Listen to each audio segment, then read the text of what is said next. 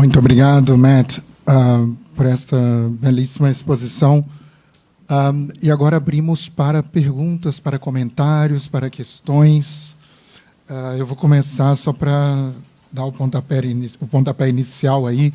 Você, Matt, nos enviou um texto bastante interessante. Tenho certeza que vocês que receberam e tiveram tempo para ler puderam ver isso, né?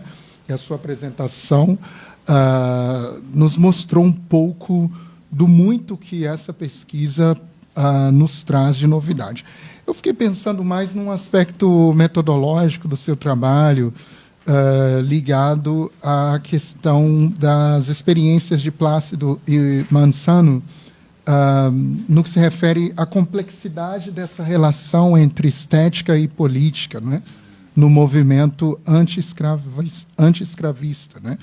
E aí eu gostaria de pensar na página 245, você fala que Plácido descreveu Manzano como um colaborador estético, né? E estabeleceu uma ligação crítica entre estética e política.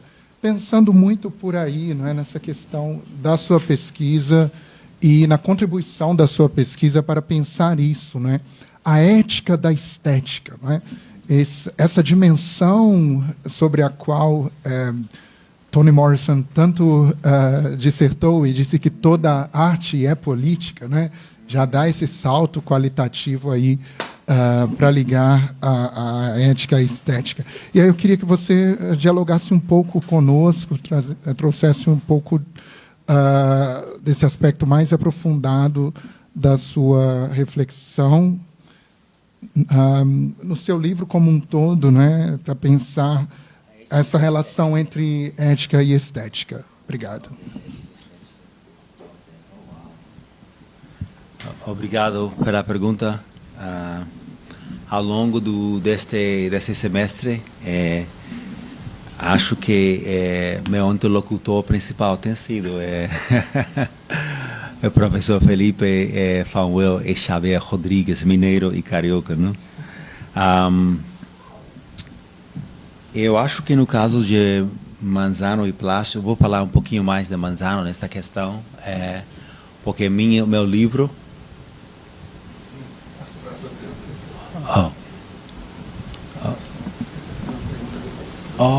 depois eu vou contestar todos? Não, pode responder agora e depois a gente faz a ok, tá bom. Então, eu acho que enquanto a Manzano, eu acho que o que acontece é que Manzano, a obra dele, as pressões que ele experimenta são muito diferentes. Vou dizer isso, falando de nós por um momento. Eu acho, especialmente quando eu era mais novo, muito mais novo, era muito fácil dizer, se eu tivesse vivido durante momentos de direitos civis, eu teria também, qual é a palavra, manifestado com eles, sim. Mas a gente já chegou um momento parecido, pior, não? Então, é uma coisa imaginar quem você é, desde um ponto de vista ético, e outra coisa quando chega o momento, não? A gente não sabe o que a gente vai fazer até chegar o momento. Eu acho que para Manzano começou escrevendo poesia falando com muito neoclassicismo, falando de ninfas, falando de deusas romanas, tudo isso era uma poesia realmente, para muitos críticos, era uma poesia muito branca. Não, uma poesia. Muitos críticos diziam que Manzano não diz nada da África, que ele não queria nada que ver com a sua herança africana. Isso era a abordagem crítica sobre Manzano até meu livro, basicamente. De que Manzano não queria nada que ver com a África, que Manzano estava tentando afastar a negritude de todas as maneiras possíveis. Mas acho que o que acontece mais com Manzano, o que seria realmente mais correto, é que Manzano começou a escrever coisas à base do que ele tinha o meio ambiente, né? Então, e o que queria primeiro fazer era se estabelecer como autor. E tinha uma a palavra em espanhol é uma pugna interna, com uma luta interna. Não? Tinha uma luta interna, resistir, mas também queria sobreviver. Não? E a diferença de Plácido, eu sabia que coisa era ser escravo. Uhum. Então, eu acho que o que a gente vê com ele que ao longo do tempo o trabalho dele fica cada vez mais radical. Cada vez mais radical. Mas produziu um poema em 1823 também que se chama A Escrava Ausente. Sobre uma mulher que evidentemente foi estuprada pelo senhor do engenho. Não, mas ela disse isso de maneira eufemística. E ele também foi estuprado. Não. Então, eu acho que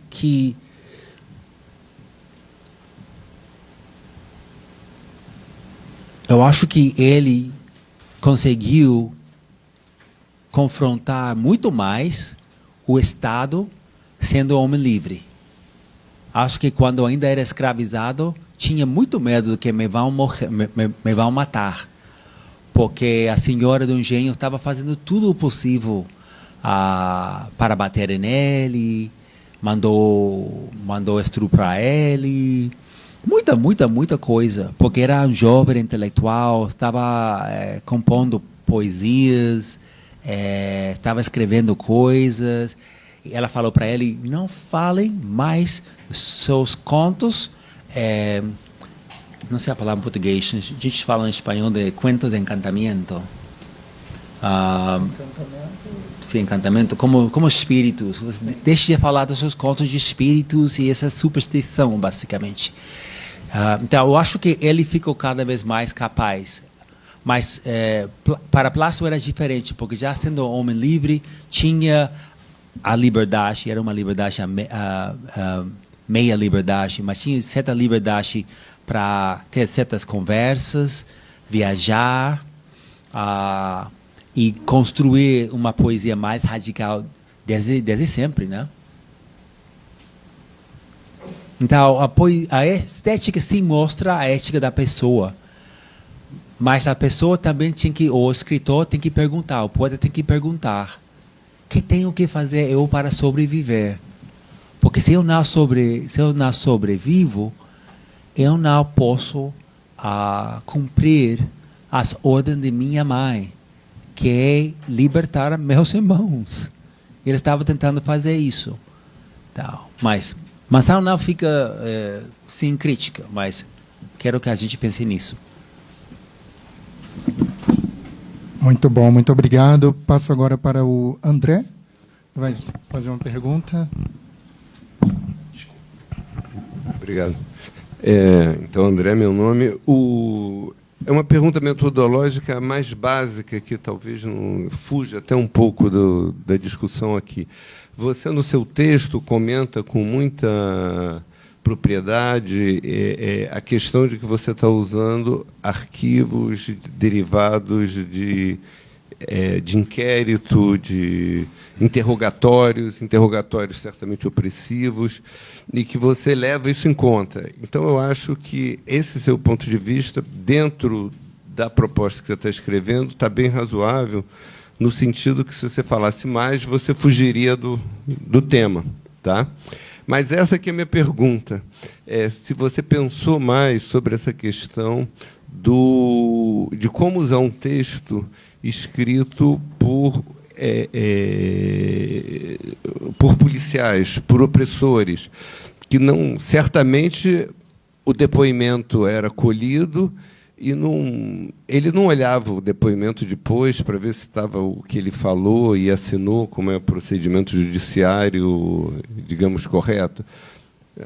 Quem anotava, eu acho que anotava como queria, inclusive, possivelmente, para preparar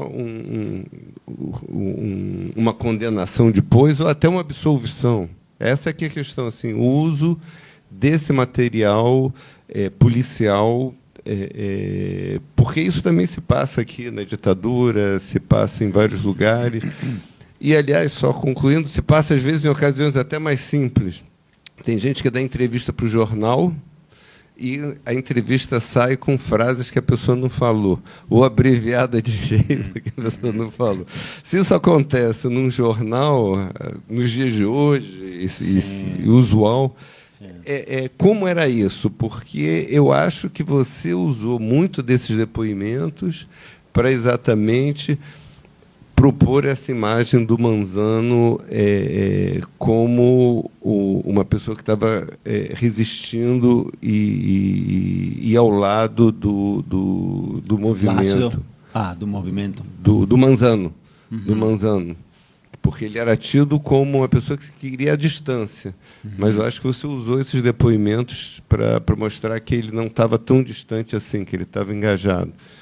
Então é só isso. Você está dizendo que você acha que ele estava mais engajado? Não, a minha questão é só metodológica, que você usou material de inquérito policial, de pessoas que faziam interrogatórios opressivos, que ou as pessoas mentiam ou os próprios escrivãos alteravam o que a pessoa fala. A gente tem que ter isso. Mas você toma cuidado com isso. É só se você teria mais a comentar sobre o uso desse difícil material. Sim, um material muito difícil, por muitas razões. Eu trabalhei com muitos textos. Vou falar um pouquinho do livro da metodologia, né? Eu trabalhei com poesia dos mesmos poetas. Trabalhei com poemas, com autobiografia de Juan Francisco Manzano. Trabalhei com cartas. Em inglês. Trabalhei com cartas dos dois autores, cartas mesmo, escritas pelas mãos deles, não? Trabalhei também com inquérito, interrogatório. Trabalhei também com uma carta do governador da província de Matanzas, na Cuba, que ainda existe, esta província. Muita coisa, muito texto, não? O que acontece primeiro com a poesia, a primeira coisa que eu tentei fazer com a poesia era procurar mais de uma cópia. Felizmente, no caso de Juan Francisco Manzano e Gabriel de la Concepción Valdés, existe mais de uma cópia dos poemas que eles escreveram. Porque Plácido, como eu falei antes, foi o poeta mais prolífico de Cuba no século XIX. Não um poeta negro mais prolífico, o poeta mais prolífico de Cuba no século XIX. Então, lá na Harvard, tem vários cópias dos poemas deles, publicados nos jornais da Matanzas. E tem também cópias em Cuba, e tem vários, enquanto a Plácido, tem vários também livros publicados postumamente, depois da morte dele. E enquanto aos materiais do governo, documentação histórica, como eu muitas vezes falo, o que eu tentei fazer era comparar e contrastar os diferentes materiais. Então,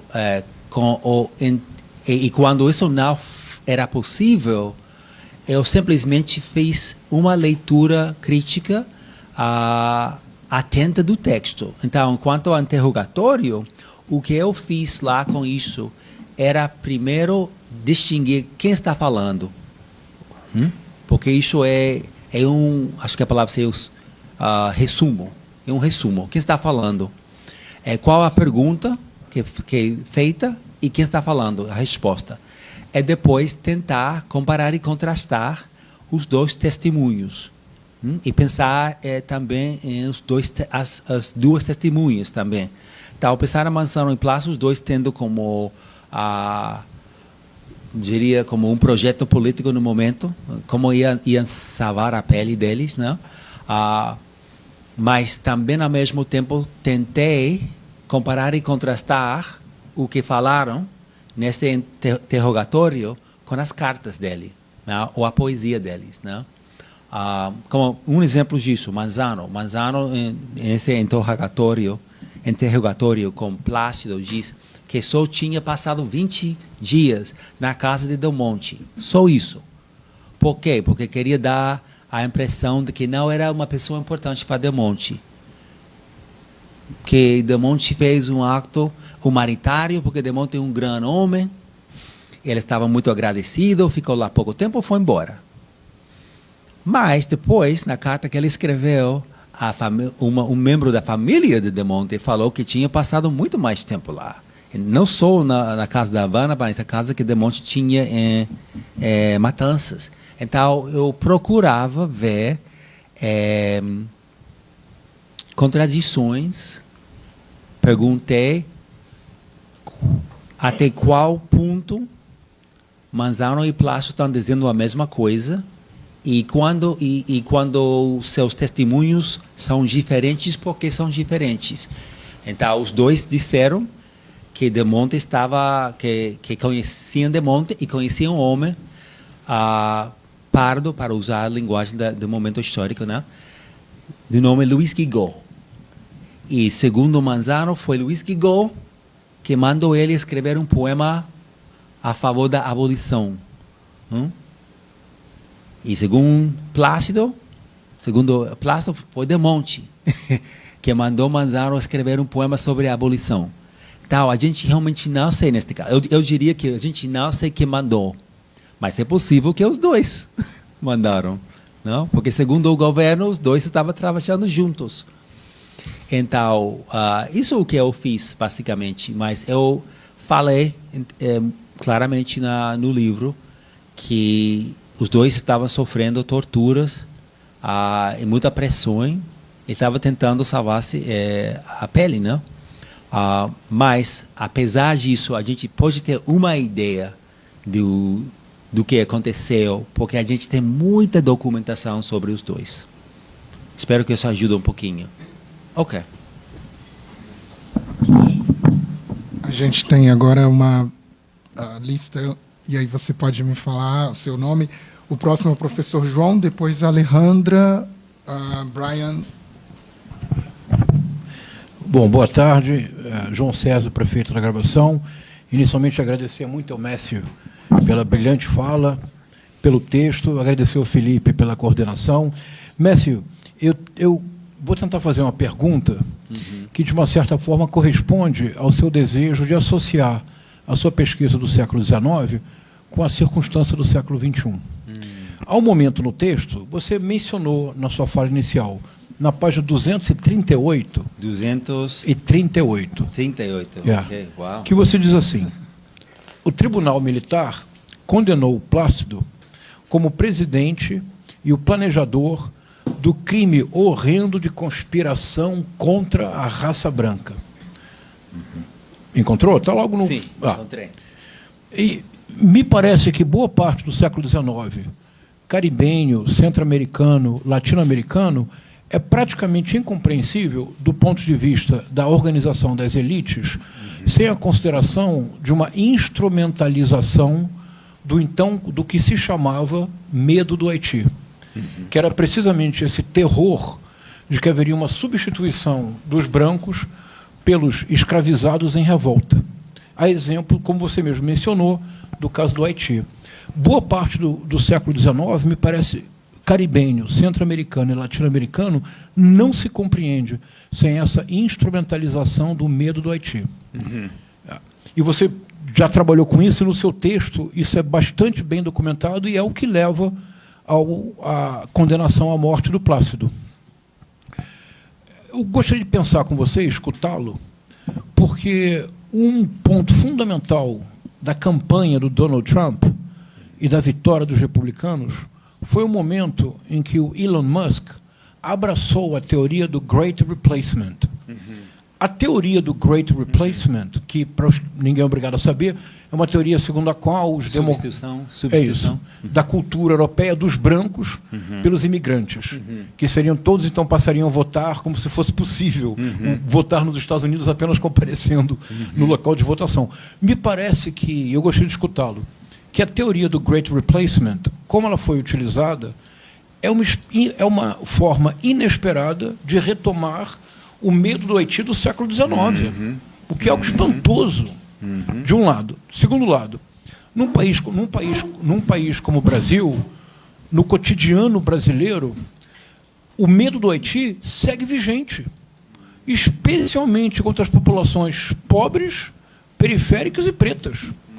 Porque existe literalmente um apoio a uma militarização da sociedade, uma espécie de buquelização das polícias, cuja principal função é manter à distância essa população, o que me parece que é muito surpreendente, como nos nossos espaços, o medo do Haiti não desapareceu e é instrumentalizado de formas diversas.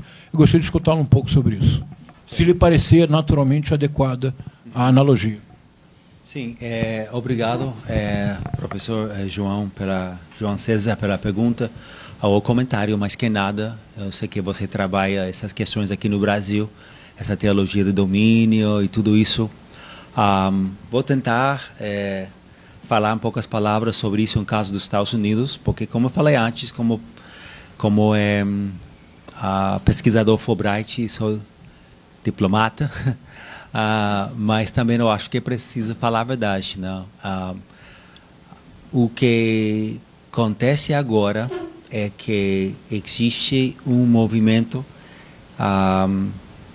nos Estados Unidos que eu chamaria um movimento supremacista, mas não só uma questão de não só um movimento que quer proteger a supremacia branca nos Estados Unidos, é um movimento que está tentando eliminar as instituições que fazem possível a educação de uma classe periférica, negra, latina, que é a mesma classe agora que chegou conseguiu formar-se parte do Partido Democrático. Ok. Eu não quero dar a impressão de que o Partido Democrático é um partido radical ou um partido socialista ou que é um partido não é radical no sentido do radicalismo negro de maneira nenhuma. Só que até agora não é um partido protofascista, não é um partido desse tipo. O que acontece agora é que o movimento quer fazer certas coisas. Uma coisa que quer fazer e que quer garantir que o Partido Republicano possa ficar no poder, que não seja uma mudança política cada 4 anos, cada 8 anos, pelas eleições. Quero fazer isso. Quer pôr, qual seria a palavra? Pôr todo o poder nas mãos do presidente. Querem fazer isso. Quer que o presidente tenha capacidade de exercer poder sobre as Forças Armadas, usar o Exército para acabar com manifestações políticas. Quer também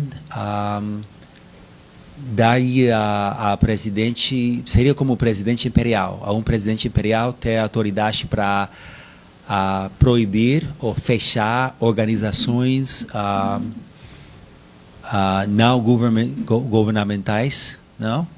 Fechar essas organizações, dizendo que são terroristas. Isso foi uma lei que foi introduzida no Congresso dos Estados Unidos, não? Que passou pela Câmara de Deputados. Acho que chegou ao Senado, não sei o que aconteceu no Senado, não sei se perdeu no Senado ou não.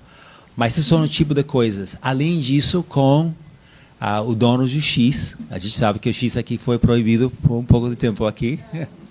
Brasil lutando, não? Que o dono do X também quer usar desinformação para ajudar este presidente imperial a controlar o discurso muito mais.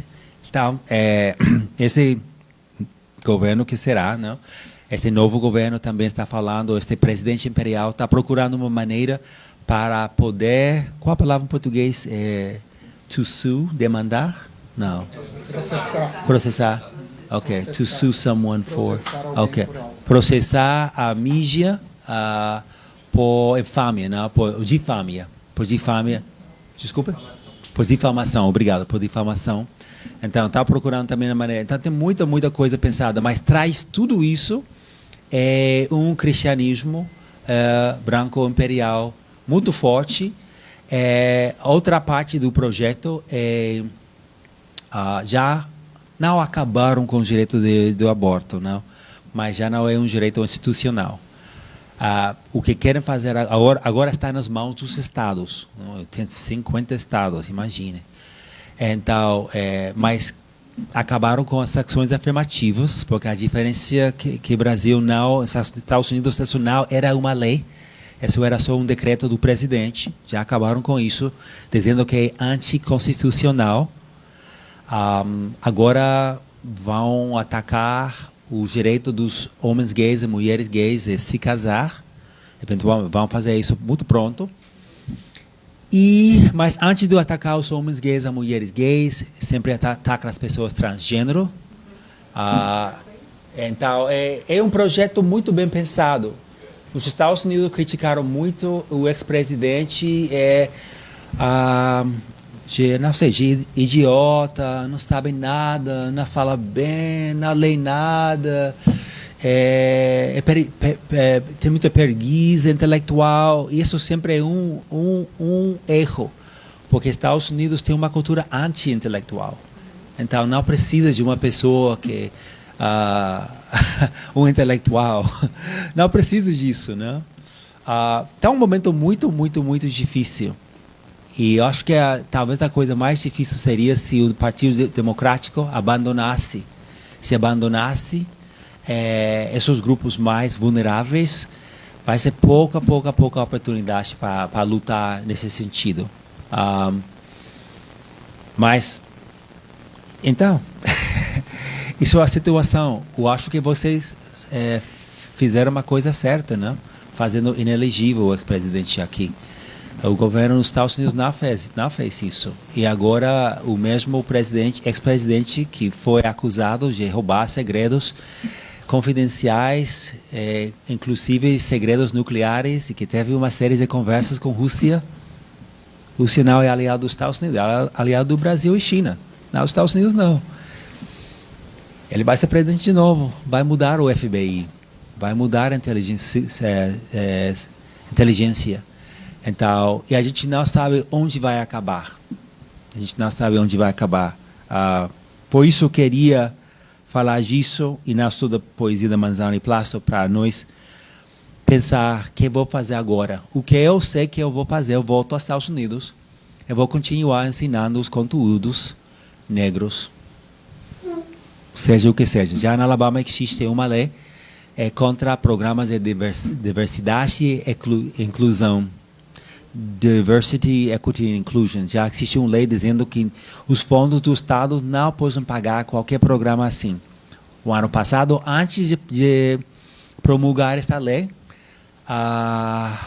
pessoas na minha universidade, administradores, falaram com uma mulher negra lá que dirige o Centro Multicultural e falaram com ela: a gente não pode dar você dinheiro para esse projeto para ajudar mulheres negras. A gente não pode fazer. Quando eu estava organizando um evento para ajudar os estudantes, os homens negros e latinos estudantes que graduam, como 30% deles graduam, que começam sua carreira, me falaram: você não pode dizer que esse é um evento para os homens negros. Agora, isso foi há 3 anos, agora nem sei se eu posso organizar um evento assim. Então, é uma situação muito séria. Os estados estão também proibindo livros, tem uma lista de livros proibidos. Quero que os brasileiros saibam isso e que não pensem nos Estados Unidos como uma exceção à regra. Não é. Obrigado. Obrigado, Matt. Passo para a Alejandra, professora Alejandra. Olá, muito obrigada. Foi uma excelente fala. Eu não recebi o texto porque eu acho que não fiz a inscrição, talvez por isso, né? Mas eu quero sim depois receber. Vou pedir ao Felipe. Sim.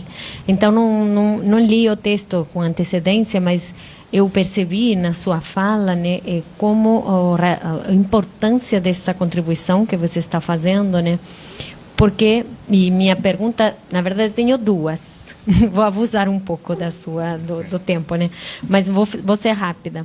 A primeira pergunta é sobre o cânone, né? Sobre o cânone latino-americano, porque Eu vou contar minha experiência. Eu fiz doutorado nos Estados Unidos e tinha uma prova na metade do doutorado chamada General Exams. Não? Nessa prova, você tem que dar, digamos, dar conta da leitura dos textos canônicos da literatura, no meu caso era latino-americana e brasileira.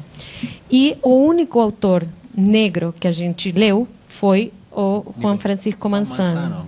No Guillén. Não limos Guilhem, não limos também Carolina Maria de Jesus, por exemplo, nem, enfim, muitos outros autores e autoras que poderíamos ter lido.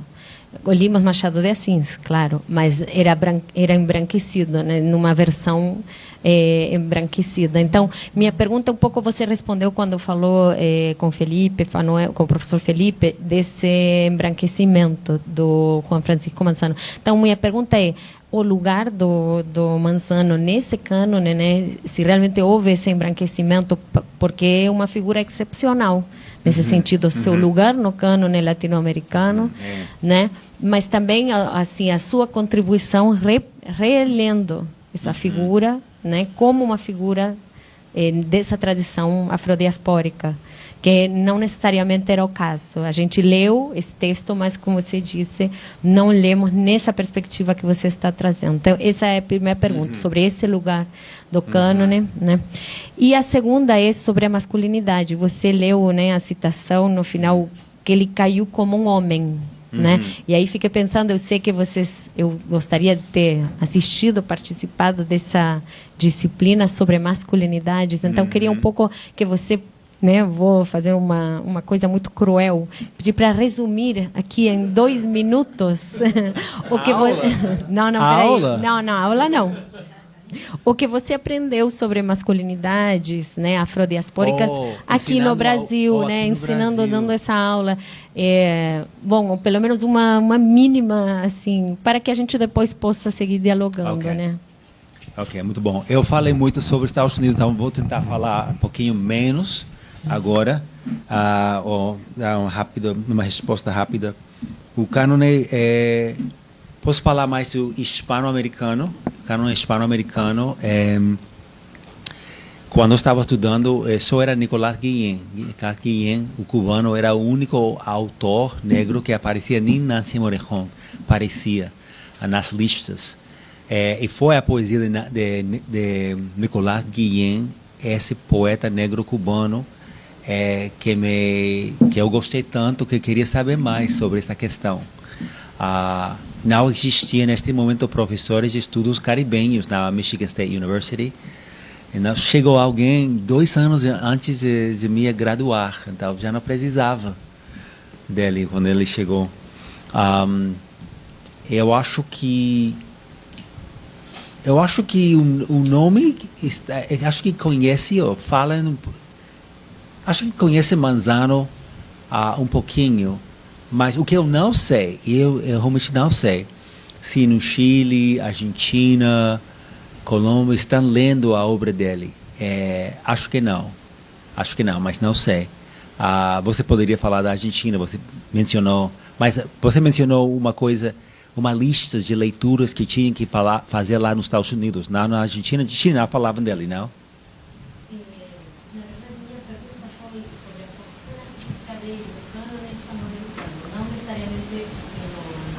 A crítica? Sobre ele. Ok.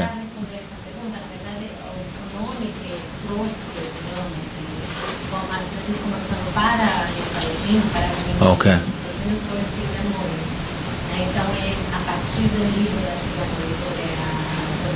Malloy, Sylvia Malloy? Ok, sim. A imagem...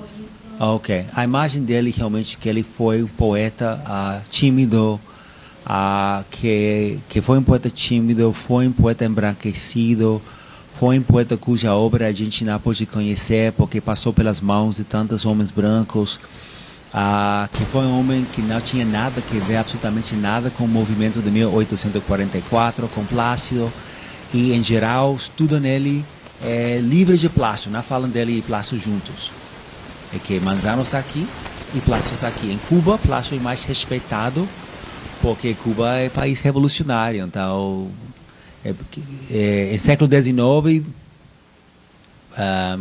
os negros estavam tentando construir, ou a princípio, eu acho, do século XX, estavam tentando construir uma estátua para plástico. Mas Manzano vê Manzano assim, basicamente. Então, quando eu comecei a fazer esse trabalho, até os mesmos cubanos me falaram que melhor não, melhor trabalhar plástico ou outra coisa. Mas Manzano é muito complexo, não? Eu acho que tem que ler Manzano desde a família. Desde a família, porque escreve muito sobre família. Ele menciona a mãe na primeira página da autobiografia dele, que foi traduzido ao português. É uma boa tradução também. Eu usei para uma aula que eu ensinei faz 5 anos em Ceará. Uma aula de pós-graduação. É uma boa tradução. Só vi um erro. Sério, muito bom. Então, a segunda coisa sobre masculinidades negras que aprendi aqui no Brasil... é difícil, porque o Brasil é um universo. Ok. Na academia, o que eu aprendi que a presença do homem negro é pouca. É pouca e é pouco comentada. Que os eventos organizados para a comunidade, para celebrar a negritude, celebram a mulher negra. E invisibilizam o homem negro. Eu acho que isso é um erro, porque eu acho que a melhor maneira de fazer é fazer dos dois juntos, o homem negro e a mulher negra juntos, tentar entender a vulnerabilidade da mulher negra no sistema patriarcal e a vulnerabilidade do homem negro no sistema patriarcal ao mesmo tempo, não? Então eu acho que precisa de uma reforma nesse sentido. Eu acho que é possível fazer as duas coisas sem tirar respeito para a mulher negra. Acho que é possível fazer isso. Então, isso é o que eu vi. Eu vi uma falta, uma carência mais que nada. Uma carência muito forte. Mas, na nossa aula, vários homens negros estudaram. Tomaram uma aula, uma boa conversa. Eu acho que isso foi a melhor parte da minha Fulbright, foi ficar nesta aula. E só dei 4 aulas. Que? Você substituiu a gente. Ok. Bom. Obrigado. Obrigado. Ok. Passo a palavra para o Brian, depois a Noêmia. Primeiramente, boa tarde, professor. Eu achei interessante a passagem que foi dita sobre a defesa dele sobre de os pardos serem uma peça de xadrez, sabe? Que dá essa ideia de serem controlados, de certa forma. E temos os sentimentos genocidas do Plácido, de eliminar a raça branca para um contexto de libertação. Mas eu queria... uma coisa que eu pensei, que você pode também ter um conceito de substituição da própria identidade negra nesse sentido, porque a gente teve o processo de embranquecimento das Américas, sabe? De você pensar que, enquanto você tivesse brancos tendo relações com pessoas negras, escravos, você teria os pardos, que seriam a próxima etapa para o embranquecimento total de uma nação. E tinha vários incentivos para isso. E o principal incentivo era no contexto hispânico de você ter hierarquias raciais de cada pessoa. Aí eu queria pensar perguntar se os sentimentos de Plácido em relação aos pardos, qual era o sentimento dele? Ele também vinha, os pardos sujeitos a também serem executados, expurgados, por ele ser também algo que poderia ser usado contra ele, como pessoa negra e etc.? Está perguntando se ele foi executado por... Se ele... O que ele achava dos pardos em si, entendeu? O que achava ele mesmo dos pardos? O que ele achava desse contexto de substituição. Ok. E você está ligando isso com a questão de peça de xadrez? Sim, de ser usado e também no contexto de genocídio. Ok. Por defesa da sua própria existência e libertação. Ok, primeiro eu vou comentar, não tive muito tempo para preparar a apresentação, então eu peço desculpas, mas enquanto a plástico, a primeira coisa que eu vou dizer é que é preciso lembrar que essa hierarquia de cor de pele que existia aqui no Brasil, existia também na Hispanoamérica. E Plasso, segundo os testemunhas da época, que ele tinha pele mais clara, e que as descrições de Plasso, tem muitas descrições de Plasso, mas não existe pintura dele. Não existe pintura dele. Mas há pinturas que não existe pintura fiel dele. As pinturas que existem dele são muito diferentes. Tem uma pintura que ele parece homem branco. Sim, como Machado assim, exato, um perfil não tão diferente que o Brasil, né? Nesse sentido. E o cabelo é assim, né? Ondulado, um pouco mais liso. E outro que ele parece realmente como homem de cor. Então, isso era um debate que existia na crítica cubana sobre Plasso. Por que estudar se perguntava se era possível estudar o trabalho de Plasso como homem negro, porque muitos deles achavam que ele nem tinha escrito sobre os negros. Mas se a gente volta a essa questão da ética estética, ele também estava tentando sobreviver. Mas tinha esta luta interna, como Manzano. E um momento escreveu um poema condenando a rainha, e outro momento estava falando de uma mulher que gostava. Não?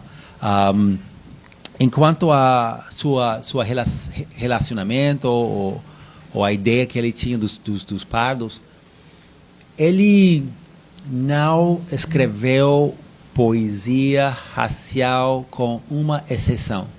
Os únicos poemas sobre a raça que ele escreveu foram poemas criticando os pardos que queriam ser brancos.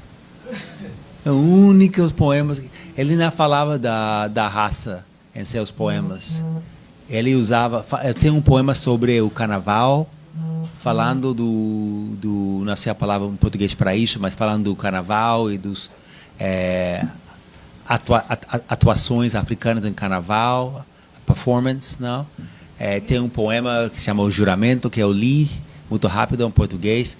Coisa assim. Tem um poema sobre as irmandades negras, falando da irmã de Xangô na cosmogonia afro-cubana.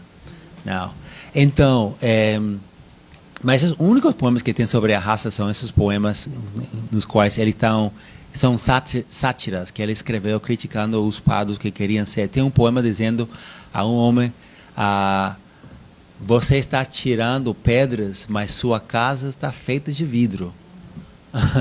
E tem outro poema que esse homem que diz que é branco, mas tem que olhar o nariz e o cabelo dele, porque ele não é branco. Então, tem todos os poemas, essas sátiras que ele faz. Mas, além disso, realmente não fala. Segundo o que a gente sabe, ele também foi criado na casa de sua avó negra. Então, a relacionamento que ele tinha, ou relação, acho que é melhor português, relação que tinha com a comunidade negra era muito íntima.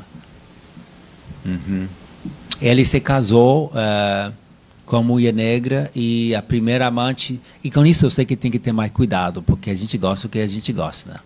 Mas ele sim, na época, para um homem pardo ficar com uma mulher negra, se achava que era, em espanhol se chamava salta atrás. Não sei se a palavra em português para regredir.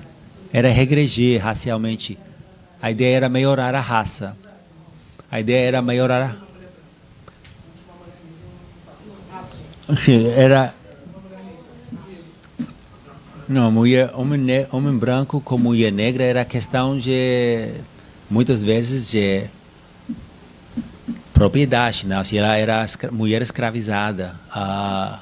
Então, isso teria sido algo na fazenda, ou existe também fora da fazenda, para pessoas livres, porque para as mulheres também, em alguns casos, dependendo do homem, lhe dava oportunidade de ascenso social. Mas dependia do homem, porque tinha mulheres negras também em Cuba, com propriedades, com dinheiro, e os pobres brancos chegaram da Europa procurando casa. Então, esse tipo de relações também existiam. Eu acho que a ideia que ele tinha era que que eu digo no livro que identificava com a África mais que nada. Mas não vai encontrar um poema que ele disse eu sou negro, eu tenho orgulho de ser negro. Vai encontrar poemas mais que ele está rindo dos pardos que querem ser brancos. Essas são maneiras de falar com a sátira. Porque tinha que ter muito cuidado com isso. Sim. Uhum. Obrigado. Passo a palavra a Noêmia. Boa tarde. Olha, eu não ia falar nada, eu estava assim, meio intimidada, porque eu também recebi o texto em cima da hora, eu estava terminando os processos lá do meu trabalho da faculdade, mas essa professora que estava aqui, que falou, ela disse, agora ela abriu caminho para mim. Eu estou assim, sabe, apaixonada pelo seu trabalho. Obrigado. Eu estou enlouquecida, eu vou ler esse texto, vou ler em inglês mesmo, depois, se eu tiver o livro aí, eu vou querer.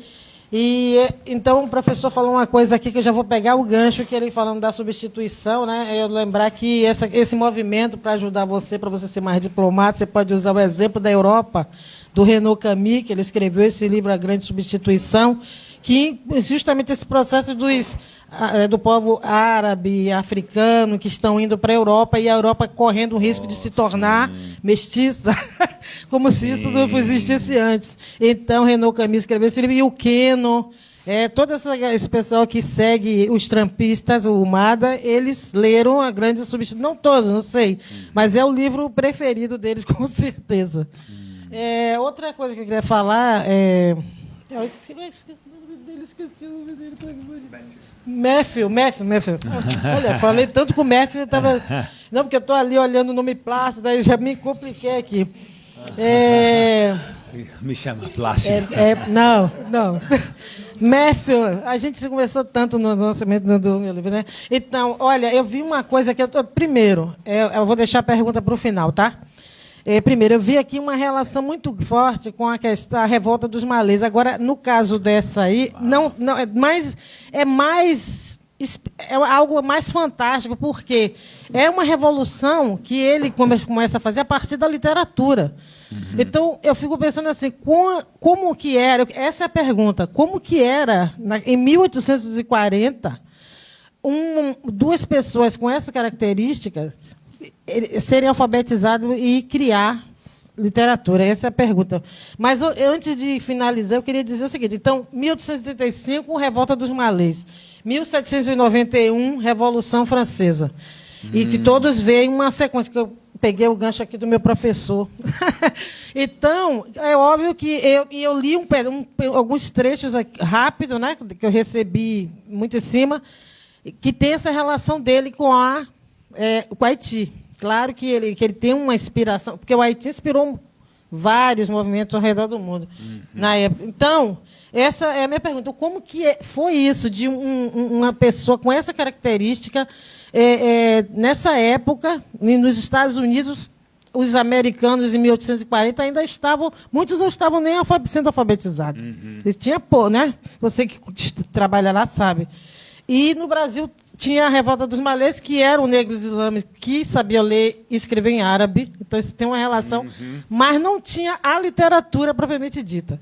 Agora, para finalizar, eu queria fazer uma observação do que você falou sobre a sua impressão sobre a questão das mulheres e homens negros na universidade. Eu respeito totalmente a sua impressão. Quanto tempo você está aqui no Brasil? 5 meses, um pouco mais, quase 5 e meia. Está explicado. Então, vou te dizer por quê. Eu sou já uma mulher madura, né? Meus cabelos brancos estão me traindo. Às vezes as pessoas me dão muito menos idade do que eu tenho.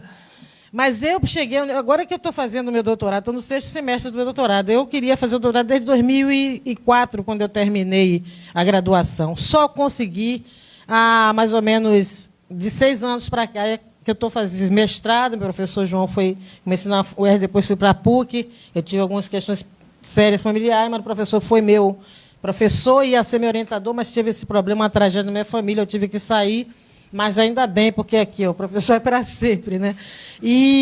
Mas eu queria te dizer o seguinte, Matthew, há uns 10 anos, no máximo, acho que não chega nem a 10 anos, o professor está aqui, ele vai corroborar ou não o que eu estou dizendo. As mulheres negras eram invisíveis dentro da academia.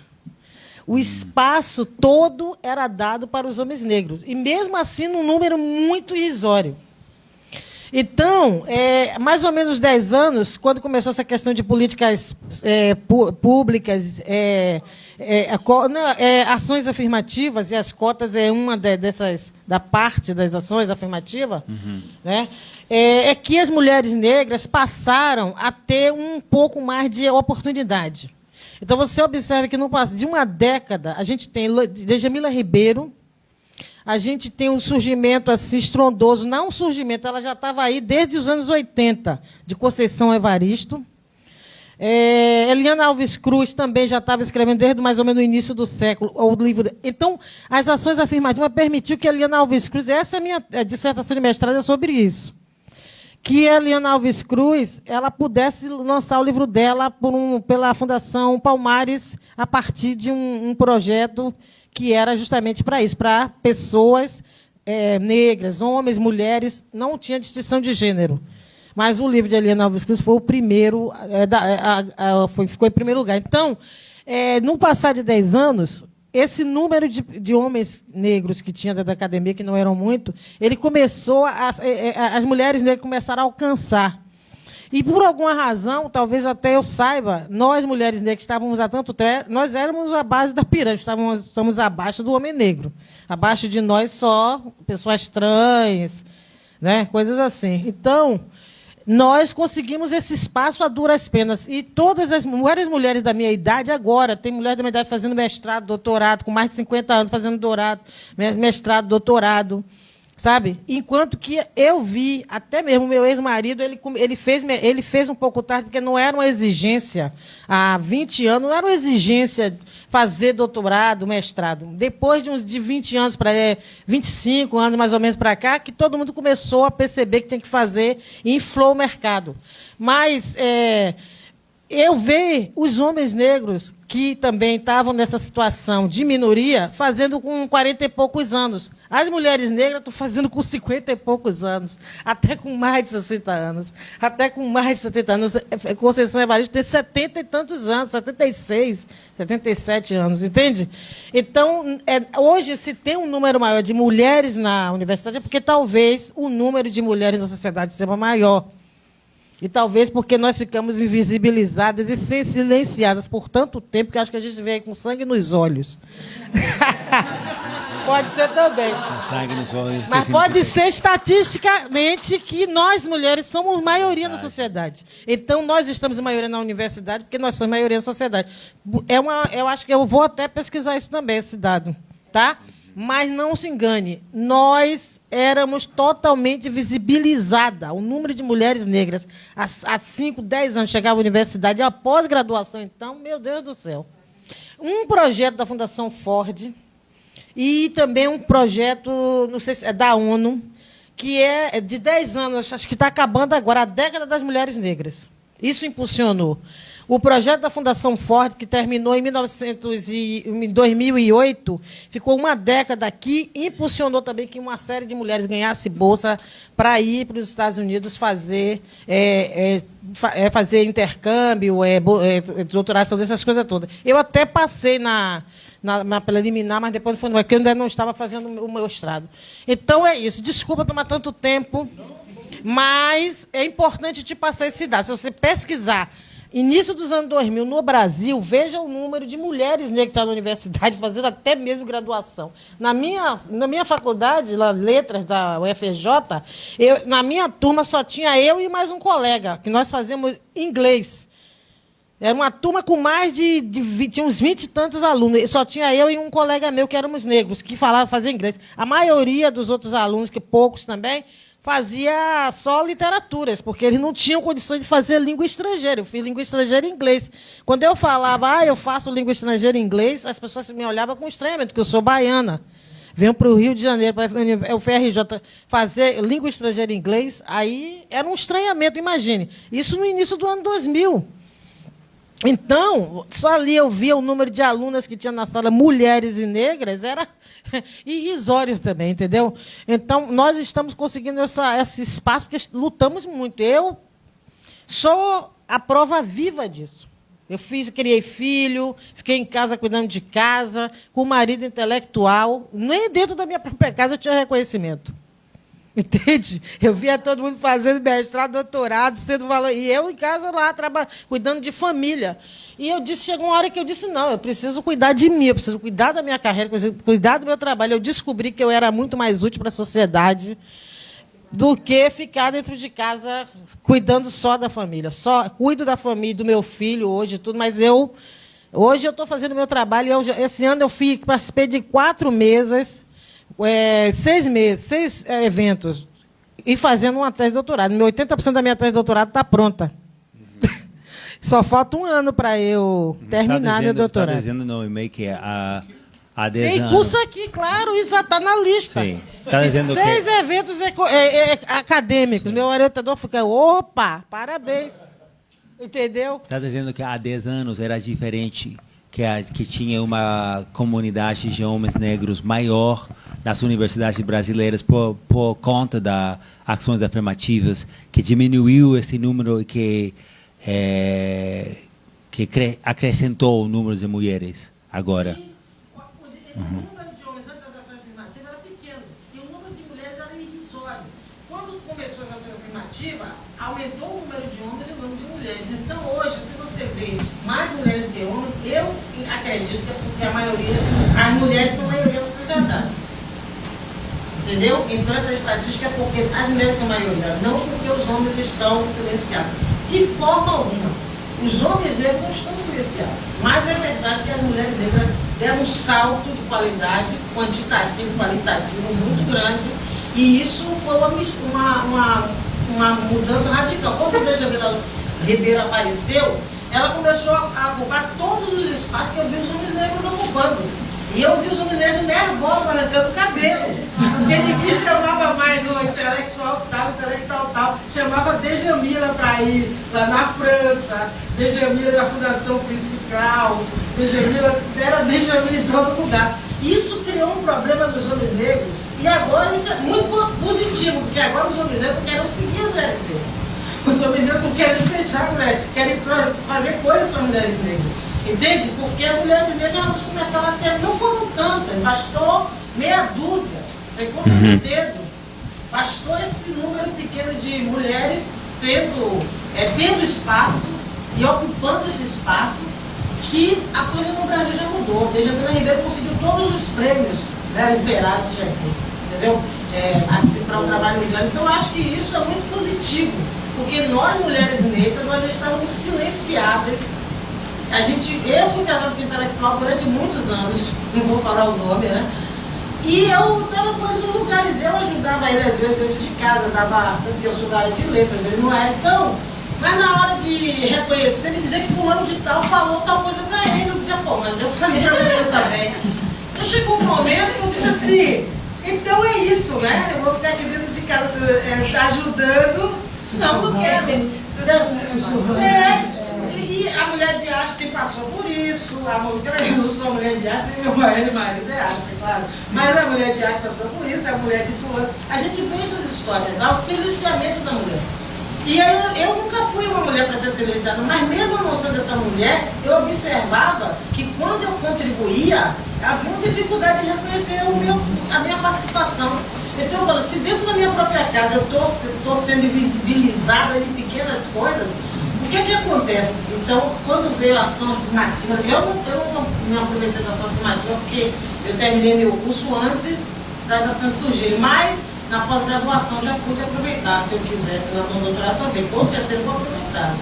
Mas isso ajudou muito a tirar as mulheres negras da invisibilidade, que era muita. A mulher negra ela sofre discriminação na sociedade, dentro da própria casa, ela quer ter essa tentativa de invisibilização, que o machismo, o patriarcado não dorme, né? Se o homem branco oprime a mulher negra, o patriarca negro é pior, 2 vezes pior. Sim, sim. Desculpa, não, tem que falar. Tá bom. Tá bom.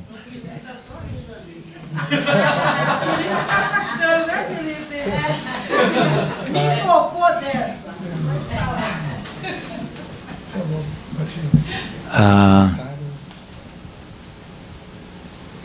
Comentário sobre o quê? O que falou agora? Eu acho que o que eu sempre faço nas minhas aulas, eu acho que é uma questão de abordagem e de marco conceitual. O problema que eu vejo é que o marco conceitual não permita a conversa sobre os dois grupos ao mesmo tempo. A conversa é ou sobre as mulheres, ou sobre os homens gays, ou sobre os homens negros. O que eu acho que a única coisa que vai ajudar realmente a comunidade negra no Brasil, nos Estados Unidos, o que seja, é uma conversa, um discurso, um marco conceitual que faça possível uma conversa sobre cada parte da comunidade ao mesmo tempo. Então, o que eu tento fazer nas minhas aulas é precisamente isso. Eu ensino as obras das mulheres negras e os homens negros ao mesmo tempo. Não quero falar muito disso, porque é outra temática, e isso seria muito mais... Tem muito mais que ver com o que eu falei na UERJ quarta-feira. Sim, então... Eu diria isso mais que nada, mas tem espaço para todo mundo. Tem espaço. Sim, então, nessa minha fala, eu queria deixar também claro que não há aqui uma guerra de sexo, nada disso. Na verdade, o que está acontecendo nesse momento é algo fantástico. As organizações de mulheres, LGBTs, sabe? Está todo mundo na mesma luta, na mesma vibe. O único fadado bacana, que eu acho que isso é muito bom, é que pessoas trans estão chegando à universidade, pessoas trans e negras estão ocupando esse espaço. Existe uma mulher trans na UFRJ, que é professora, a Vivi, esqueci o nome dela agora, esqueci o nome dela, mas alguém aqui vai me lembrar, Dani. Entendeu? Então, e os homens negros também estão sendo, eles estão se desconstruindo. A gente Sim. não está em guerra, não. A gente está num momento muito especial. O que está acontecendo em muitas partes do mundo é que os homens jovens estão se afastando das universidades, estão estudando cada vez menos nos Estados Unidos. Isso é uma realidade. É uma realidade em vários países que é supostamente desenvolvidos. Existe um problema nesse sentido. Então, a gente poderia falar talvez depois, compartilhar fontes e isso, mas vamos continuar? Obrigado. Cara, você falou tanto, eu não me lembro da pergunta. Foi sobre a substituição? Sobre esse poema ali que você traz de 1840, juramento, nessa época. Oh, juramento.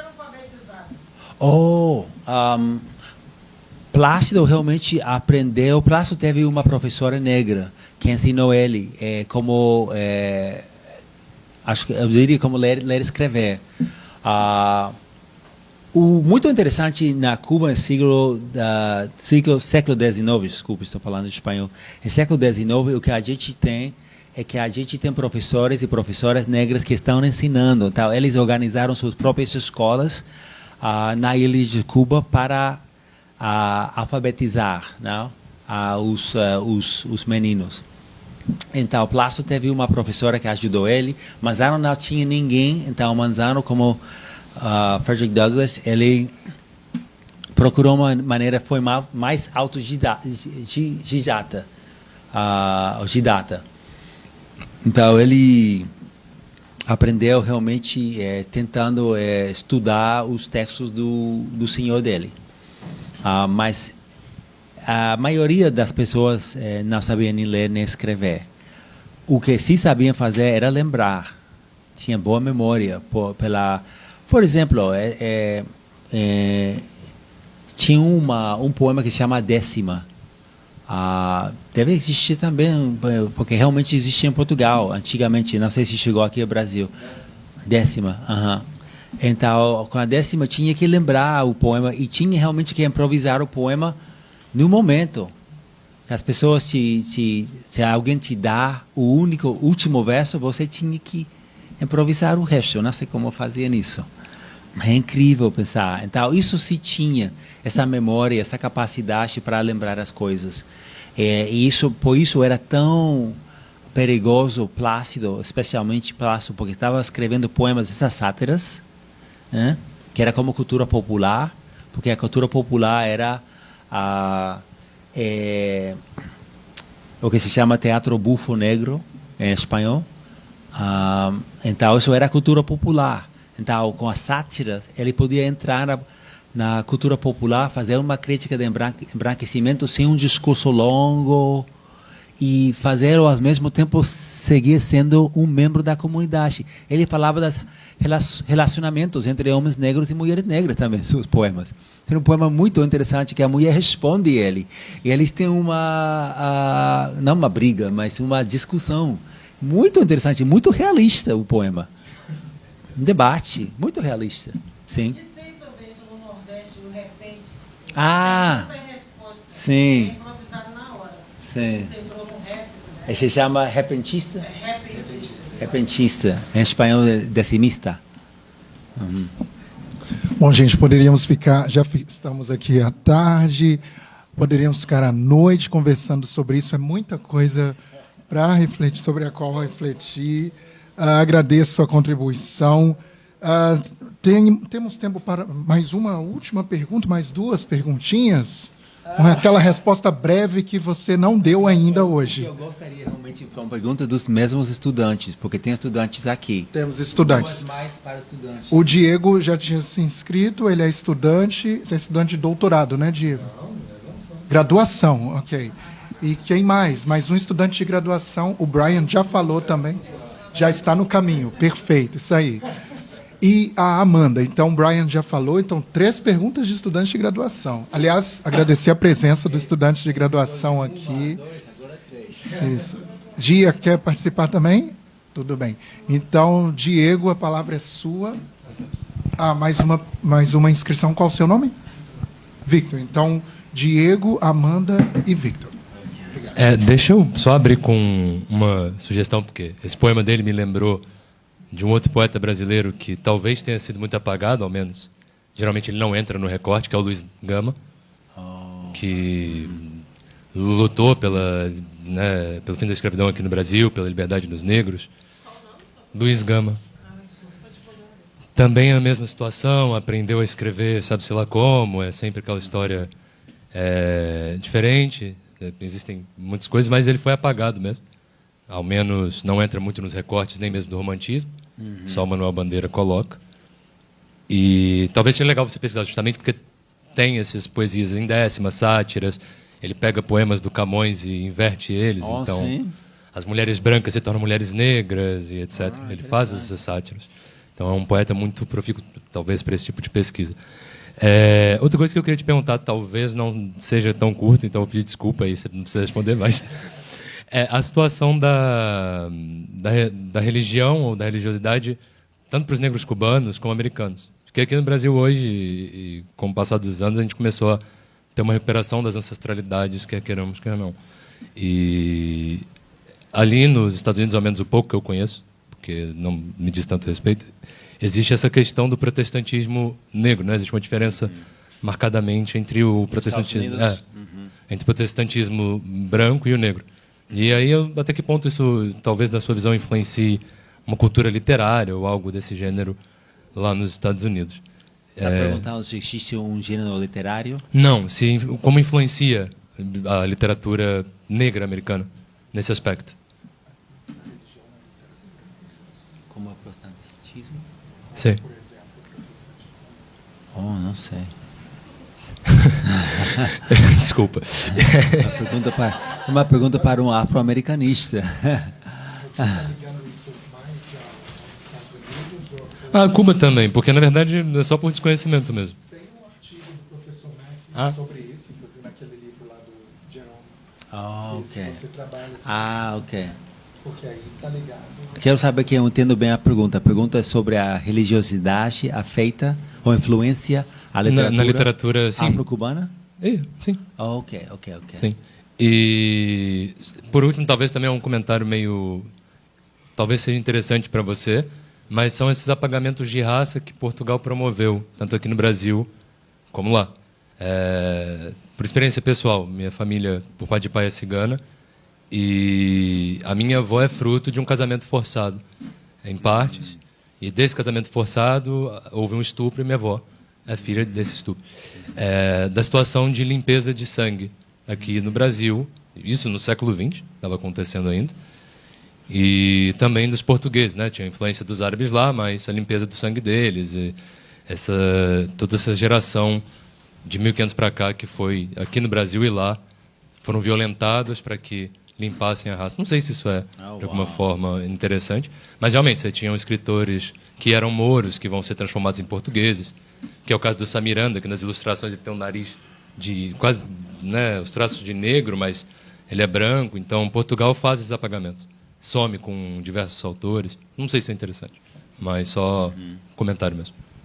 A pergunta principalmente sobre a religiosidade. Sobre a religiosidade, sim. Africana ou religiosidade em sentido geral? No sentido geral. Ok. Em específico, porque na verdade a africana... Aqui no Brasil a gente tem esse movimento de recuperação. E lá eu não sei como é. Em sentido geral, em Cuba, tem muito poucas referências à religiosidade afro-cubana ou afro-caribenha. E as referências que eu vejo são referências eufemísticas.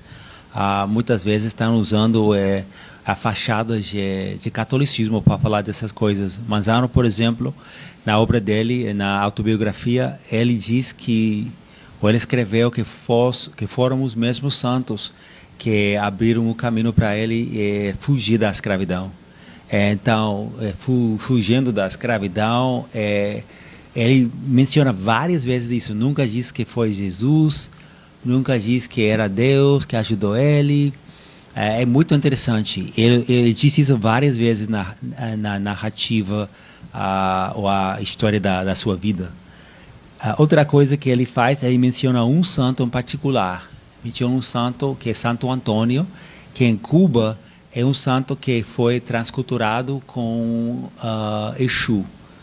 Então, esse Santo Antônio abriu o caminho, não? Simbolicamente dá a ideia porque estava fazendo tudo isso, rezando para os santos, diz, todos os dias os santos mais milagrosos. Ele dizia que Santo Antônio é o único santo que ele menciona. E Santo Antônio é Exu ainda em Cuba. E além disso é interessante, porque na obra dele, então, em geral, fala do catolicismo. Mas tem essas referências onde o catolicismo ortodoxo não caberia, não? Apesar do fato que parece ser católico. Então, o que acontece com ele... A razão tem vários motivos, porque eu acredito que estava falando de espiritualidade afro-caribenha nesse sentido dos santos. Um motivo porque quando ele escreveu essa carta à família de Monte, quando ele tinha problemas, tinha sido encarcerado, e estava tentando procurar uma maneira para fugir dos problemas do movimento de 1844 e não ser pegado de novo, prendido de novo. Manzano falou com a família de Monte.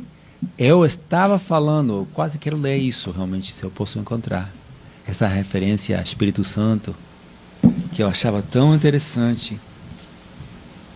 Posso ler em português, espanhol? Ok.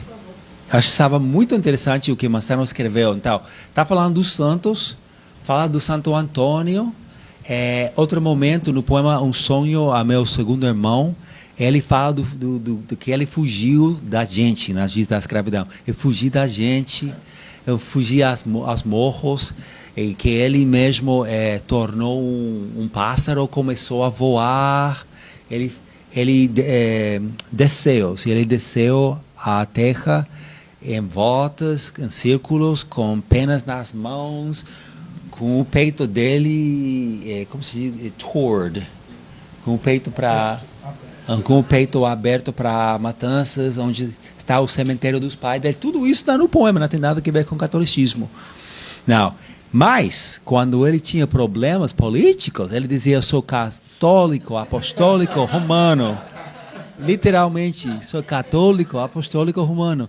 E a carta que ele escreveu, vou ler em espanhol. Ele falou para a família de Monte. De Monte já estava, lembra que ele já estava em Paris. Entré en el consejo y se me concedió la palabra para poner, quitar o decir en mi defensa, y aún con bastante consternado con aquel espectáculo tan nuevo para mí, y de hombres que me lloraban, pues ninguno creyó que escapase. Tal era la condición de la cita que me hizo Matoso. Matoso era Plácido. De deber dar cuenta del plan de conspiración, por haber estado acomodado 8 meses con el señor Don Domingo, tanto en La Habana como en Matanzas, y en otras que según me dicen está empresa la causa. Y entonces me parece sino que el Espíritu Santo descendió sobre mi cabeza, y para inspirarme las voces con que pude convencer al consejo de mi inocencia. Y comenzó a hablar como si estivesse em Roma, e o Espírito Santo chegou, me ajudou, me falou exatamente o que tinha que dizer, porque Plácido era um maluco, estava inventando coisas. Então, muda muito o discurso religioso de Manzano, dependendo do leitor. Esse leitor era a família de Monte, então ele estava ainda lidando para manter essa, não só amizade, mas esse acesso que tinha essa família. Porque a família sofreu durante essa época. A família de Monte sofreu, porque era uma família com muitos escravizados, mais de 100 pessoas. De Monte tinha mais que 100 pessoas escravizadas. Também nas cartas, ele fez a mesma coisa. Nas cartas dele, ele tem outra coisa. Tem uma pergunta? Ok. Ele tem outra coisa nas cartas dele, ele muda nas cartas dele. Ele fala de que estou sofrendo por ser um grande... Deus entende meu sofrimento.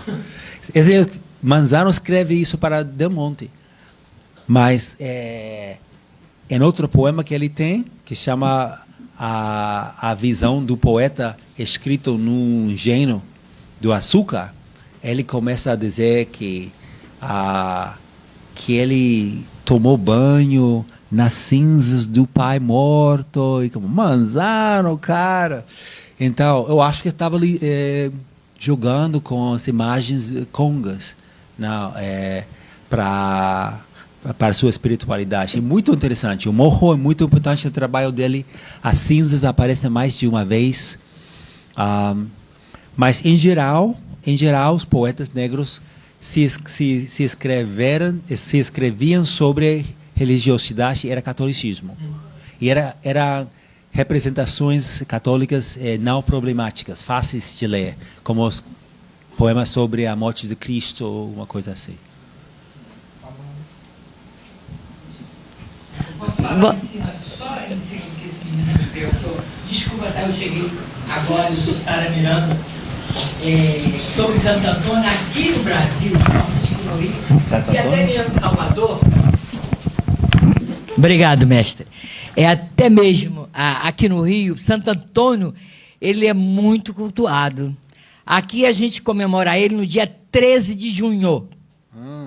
E muitas religiões, principalmente na Umbanda, faz a gira de Exu. E muitos Exu trabalham com a imagem de Santo Antônio. Se faz a novena, eu faço todo ano, do dia 1º ao dia 13 de junho, a gente que é devoto, a gente faz a novena de Santo Antônio, né? Eu sou fã de fazer a novena, quando eu fazia a primeira vez, eu já faço há anos, né? Eu tenho livro, tenho tudo sobre ele. Então, ele é muito cultuado. E tem quando você falou que bota de cabeça para baixo, fica socando, aqui as mulheres, né? Agora eu vou falar, né, da minha parte, né? Diz que ele é santo casamenteiro. Eu não acredito, porque todas que eu conheço, a maioria já morreu até solteirona. Ele não dá, ele não faz casamento. Essa é a grande realidade. Eu não me lembro. Eu não tenho uma amiga que casou sendo devota de Santo Antônio. Essa é a realidade. Vira, bota na cachaça, bota na água, pinta o set, entendeu? Então, isso é uma referência que eu não sei se você conhece, mas aqui no Brasil é assim. Tá? Desculpa, tá? Tá bom? Obrigado.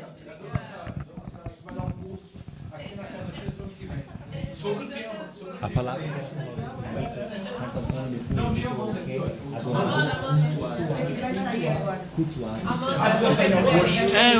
Eu tô meio atrasado. Não. Entendi o que estava dizendo ela. Ah, já. Com ele. Ok.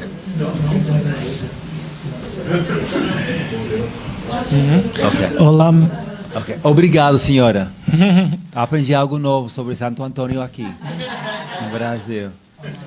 Olá, Matthew. Prazer, sou o Vitor. Victor? Faço doutorado no programa de pós-graduação da UFRJ.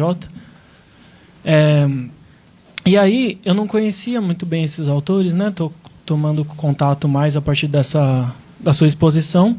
E me chamou a atenção, eu estudo principalmente a questão da vanguarda afro-cubana, das vanguardas, né, do século XX. E você falou desse poema, que eu inclusive quero saber o nome, que o eu lírico voa com as penas, dá a volta. Não sei se você lembra do nome. Sim, Sonho é meu segundo irmão. O poema foi traduzido ao português. Tem um artigo sobre isso, um ex-aluno meu. Eu posso te mandar também o artigo, porque foi publicado por uma ex-aluna minha, uma cearense. Acho que é cearense. Sonho é meu segundo irmão. Tá. E eu achei interessante porque essa imagem remete muito à imagem do romance Reino deste Mundo, do Carpentier, do Mackendal. Né? Aquele processo de licantropia, que ele foge da fogueira e voa, e todos os escravizados veem ele como um pássaro sobrevoando a comunidade. E isso é dentro das cosmovisões, né? Tipo, que ali no Haiti, ligadas ao voodoo, é uma coisa que é uma percepção. E aí, como eu estudo esses autores, né, da vanguarda, Carpentier, Guilhem, Pales Matos e tudo, eu queria saber qual é a relação que eles viam esses dois autores que você está fazendo, Plácido e o, né, porque a gente tem essa noção de que as vanguardas é o momento que a tematização da cultura negra passa a ser evidenciada de uma maneira mais, de fato, mais veemente, porque ali já é um momento pós-escravidão. Mas se eles também se nutrem desses autores para criar um fio, né, de... Sim, é uma pergunta muito boa. Isso enquanto a Carpentier, eu não sei realmente se ele conhecia esses poemas de Manzano, porque a obra de Manzano também era muito... Manzano e Plácido, em Cuba, essa obra era muito... Acho que se pode dizer que não estava bem... Não existiam boas coleções de trabalhos deles. Plácido, os poemas que existem, que eram de Plácido, eram os poemas menos... Acho que alguns poemas revolucionários, mas, em geral, não era possível encontrar uma coleção completa das obras completas de Plácido, também as obras completas de Manzano. É um pouco difícil contestar esta pergunta, mas vamos ver.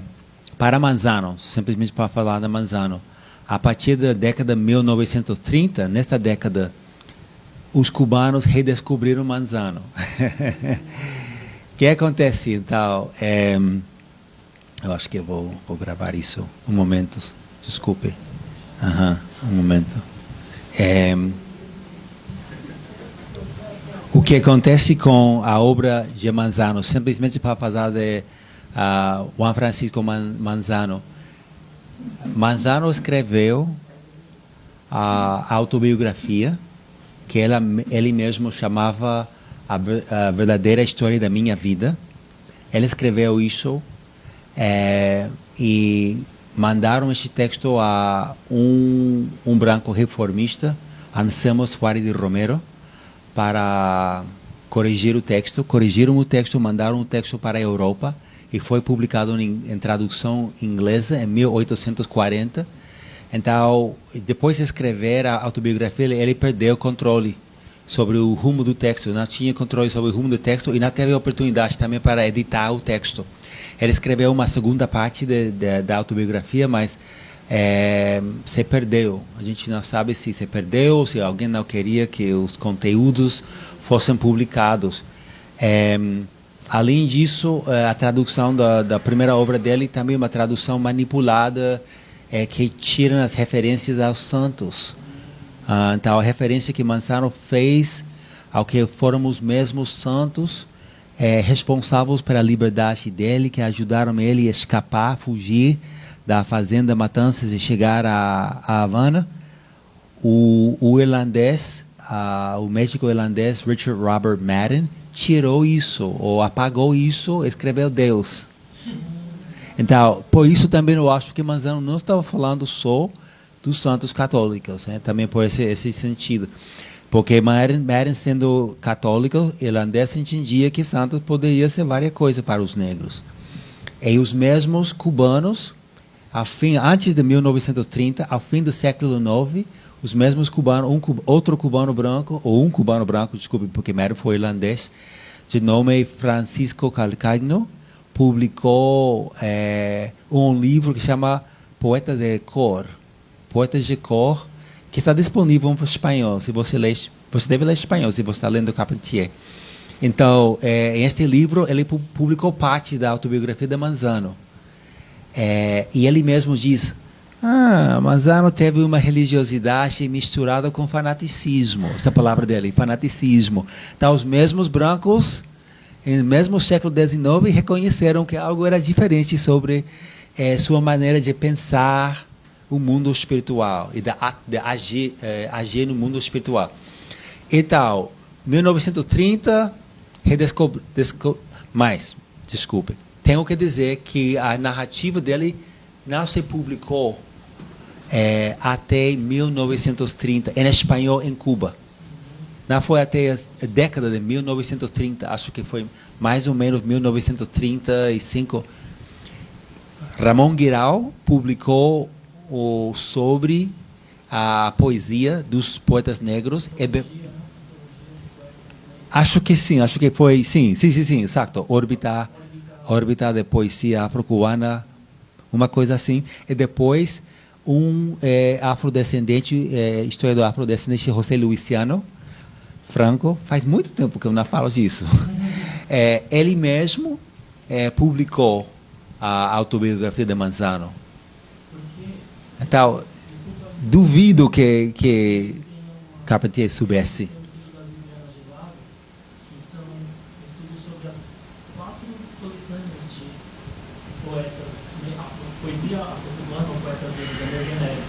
Que falou de 4 coletâneas? Oh, ela publicou? Publicou um estudo sobre os 4 coletâneas que consolidam no começo do século essa poesia como um gênero. Oh, uau! Em português? O artigo não tem em espanhol, acho que é em espanhol.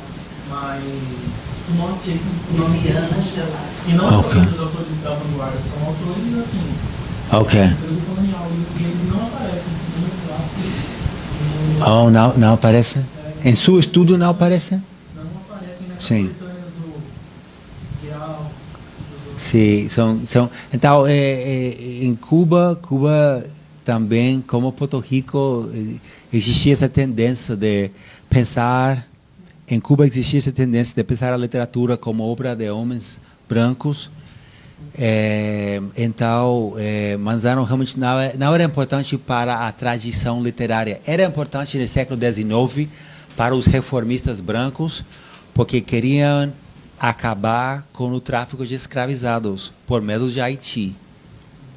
E porque Cuba estava ficando cada vez mais negro, não, como país. Então, ele era importante para isso. Por isso, Plácido questiono muito, que ele está tentando me usar, né? Então, espero que contestei sua pergunta. Ok. Tá bem. A gente vai comer? Gente, eu acho que a Amanda tinha pedido para fazer uma pergunta e a gente fecha.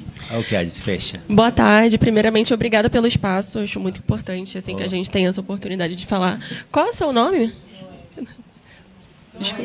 Noêmia, prazer te conhecer, adorei. Que nós somos de letras em inglês também. Eu acho muito importante que nós temos essa referência, né, nessa área. E você falou sobre... Assim, a primeira coisa que eu escutei quando eu cheguei aqui foi sobre a tradição ser comumente a tradição oral em Cuba, na época. E isso me retomou muito a tradição da religião. Porque eu sou de uma religião afro-brasileira e nas tradições africanas, elas são, até hoje, produzidas de maneira oral. Então, não tem um livro, como a Bíblia, por exemplo, para ser seguido e ser passado dessa forma. Né? E aí, por isso, a gente até vê um telefone sem fio, né? Os pontos foram passados de um jeito que talvez não foi do jeito que foi lá atrás. Mas isso foi importante porque chegou na pergunta sobre religião, né? E eu queria perguntar se...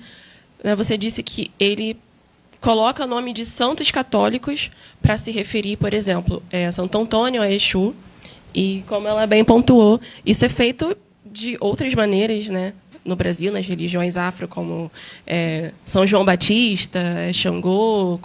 No Rio de Janeiro mesmo, a gente tem o feriado de São Jorge, sendo que na Umbanda a gente comemora Ogum. Né? A gente tem também na cidade o feriado de... Perfeito, eu ia perguntar sobre isso. Se esse é um caso de sincretismo, porque a gente acredita no sincretismo como uma resistência política para que os escravizados na época conseguissem permanecer na sua religião e não serem apagados. Porque você ser apagado da sua religião é também ser apagado do seu grupo étnico, de uma certa maneira. Exato. E aí eu queria saber se essa ferramenta que ele usou foi o sincretismo de maneira resistência política ou de uma ferramenta de embranquecimento, de se distanciar do seu grupo étnico, da sua religião, que vem da África, e se aproximar do catolicismo romano, como você falou. Foi uma ferramenta política, uma defesa política, ou se foi uma coisa dele de querer se distanciar mesmo? Muito obrigado pela sua pergunta. Eu acho que, no caso de Manzano e Plácido, que isso foi mais uma ferramenta política deles, porque tinha que... isso está, eu acho, também relacionado com essa questão de ética e estética. E, então, procuravam a maneira para escrever suas verdades e sobreviver ao mesmo tempo. Isso era o problema, porque o Estado colonial veia os homens negros como uma ameaça, porque eram a maioria dos rebeldes. Não eram os únicos rebeldes. Porque em 1844 teve uma mulher negra lá frente lutando, cujo nome era Carlota. Mas a maioria dos soldados lutando eram os homens. Porque os homens eram a maioria dos escravizados e mandados a Cuba, trazidos aqui ao Brasil também.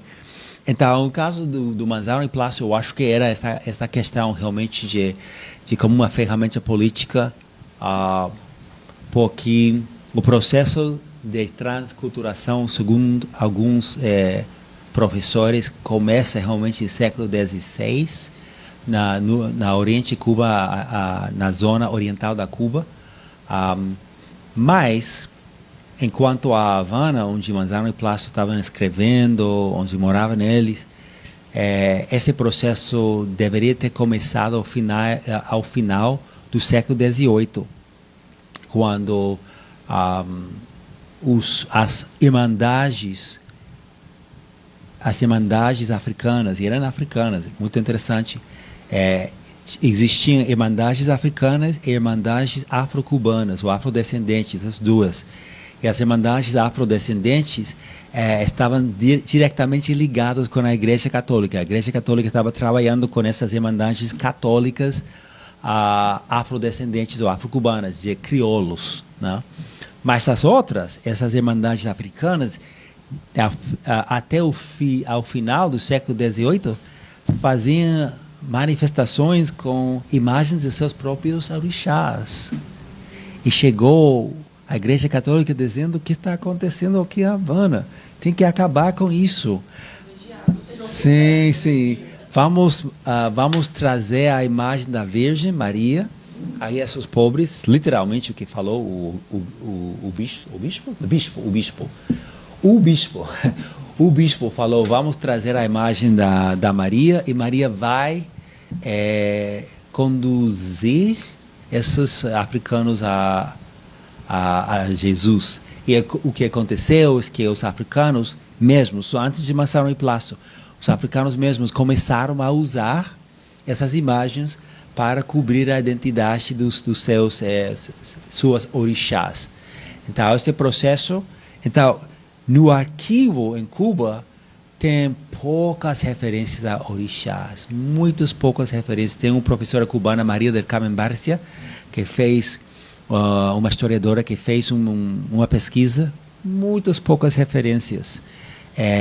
Tem uma referência de um homem que era um rebelde, que o governo ia matar ele, e ele falou, meu Deus, Orula, ok? Você quer saber o nome? O nome é Orula. Mas ninguém fazia isso. Ninguém fazia isso. Sim. Então, isso era uma ferramenta política para os dois. Sim, para os dois. Sim. On that note. Então, gente, foi muito rica essa tarde. Agradeço imensamente. Este é um seminário, fez jus a um seminário de altos estudos, como o professor João denomina esse momento aqui. E aí, usando um termo do professor João, eu vou emular, não é, o Plácido aqui, porque o professor Matt intitulou a fala dele como "Eu não nasci guerreiro, mas sim poeta", né? Então tem um momento da luta aqui acadêmica, mas também tem um momento da poesia. E aí eu volto para a linha 3 aqui do soneto, que há uma fonte que a beber nos convida. A beber e a comer também, né, professor João? Nos convida aqui a pouco. Obrigado.